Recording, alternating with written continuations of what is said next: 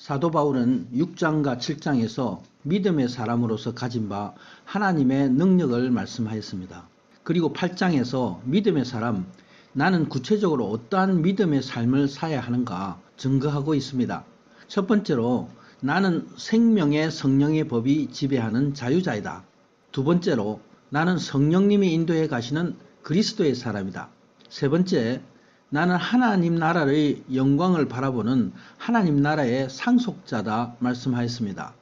본문은 이제 나는 하나님의 형상으로 회복되는 영광의 아들들이다 말씀합니다. 사도 바울은 본장에서 하나님이 우리 믿는 자에게 원하시는 목적이 있다 말씀합니다. 바로 우리는 하나님의 형상으로 창조된 사람들입니다. 근데 아담의 죄로 인해서 그 형상이 파괴된 것입니다. 이제 그 형상을 회복하는 자가 되라 말씀하고 있습니다. 26절 27절 말씀입니다. 이와 같이 성령도 우리의 연약함을 도우시나니 우리는 마땅히 기도할 바를 알지 못하나 오직 성령이 말할 수 없는 탄식으로 우리를 위하여 간구하시느니라. 마음을 살피는 이가 성령의 생각을 아시나니 이는 성령이 하나님의 뜻대로 성도를 위하여 간구하심이라. 사도 바울은 우리의 연약함을 말씀합니다. 바로 육신의 몸 가운데 늘 죄와 악한 어둠의 세력이 내 영의 사람을 공격합니다. 육신의 지체가 나와 함께 하는 동안 이 전쟁 가운데 승리해야 하는 것이 우리 삶입니다. 사도 바울은 고린도전서 13장 12절에 말씀하고 있습니다. 우리가 지금은 거울로 보는 것 같이 희미하나 그때에는 얼굴과 얼굴을 대하여 볼 것이요 지금은 내가 부분적으로 아나 그때에는 주께서 나를 아신 것 같이 내가 온전히 알리라. 육신의 연약함으로 인해서 내가 아는 것은 부분일 수밖에 없습니다. 그러므로 온전히 알 때까지, 주님을 다시 만날 때까지 나의 연약함이 함께 있음을 우리는 압니다. 그래서 성령님이 우리를 도우신다 말씀합니다.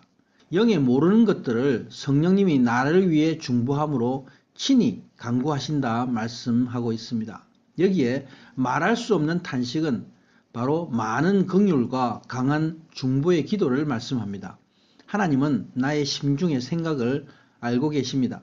바로 하나님이 하나님의 뜻대로 나를 위해서 마땅히 구할 바를 구하는 것입니다. 그러므로 하나님의 인도하심이란 완전한 부르심입니다.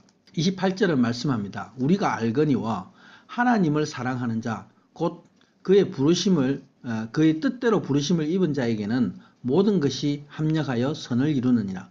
사도 바울은 우리가 알거니와 하나님이 자신의 뜻을 따라 자신의 자녀를 택하시고 완전함으로 부르신다 말씀합니다.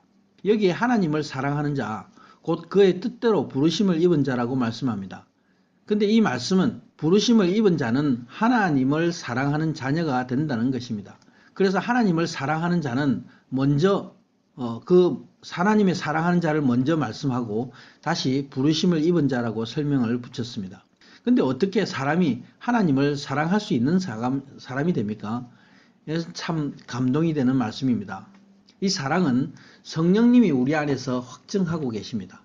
하나님은 택한 자녀에게 성령을 보내주시고 생명으로 인도하십니다. 그리고 나를 하나님 나라의 영원한 상속자인 것을 알게 하십니다.